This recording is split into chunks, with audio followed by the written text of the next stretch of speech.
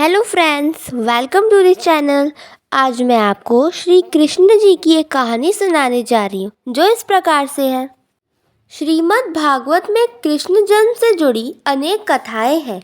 ऐसी मान्यता है कि किसी देवता किसी भगवान को उनके बालपन वाले रूप में दर्शन करना अपने आप में एक अत्यंत दुर्बल घटना है, जिसके लिए देवता लोग भी युगों तक राह देखते हैं।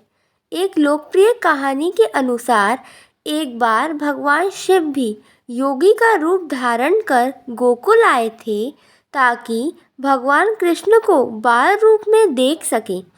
इस पूरे दृश्यांत पर अनेक भजन गाए गए हैं, तथापि इस घटना से जुड़ी हुई एक कहानी भी है जिसके विषय में चंद लोगों को ही जानकारी है। श्रीमद् भागवत के अनुसार यह देखकर कि भगवान शिव को भगवान कृष्ण के बाल स्वरूप में दर्शन करने के लिए किन किन कठिनाइयों का सामना करना पड़ा, ऋषि नारद ने भगवान शिव तथा भगवान कृष्ण दोनों को आमने सामने ही पूछ लिया। नारद ऋषि यह जानकर गदगद हो गए कि भगवान शिव व भगवान कृष्ण दोनों ही एक दूसरे को भगवान कहकर संबोधित करते थे और दोनों यह बताते थे कि वह एक दूसरे के भक्त हैं। उस समय ऋषि नारद ने उन दोनों से विनती की, आखिर कौन किसका भक्त है, यह सच्चाई बताई जाए। तब भगवान शिव ने प्रकट किया कि वे तो हमेशा से ही भगवान कृष्ण के भक्त रहे हैं और जिस जिस रूप में उन्होंने अवतार लिए हैं, शिव ने एक भक्त बनकर सेवक के रूप में कृष्ण की सेवा की है।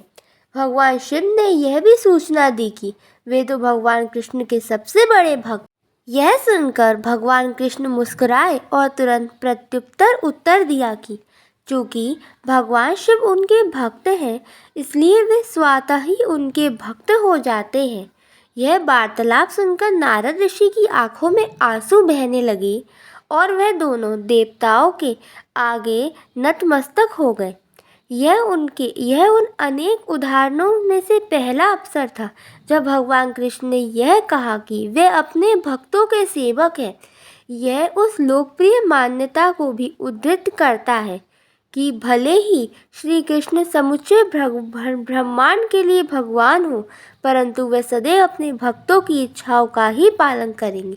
जैसे भगवान शिव को देवों का देव माना जाता है, वैसे ही भगवान कृष्ण को भक्तों के भक्त के रूप में जाना जाता है। अगर आपको मेरी ये कहानी पसंद आए तो हमारे चैनल को सब्सक्राइब कीजिए।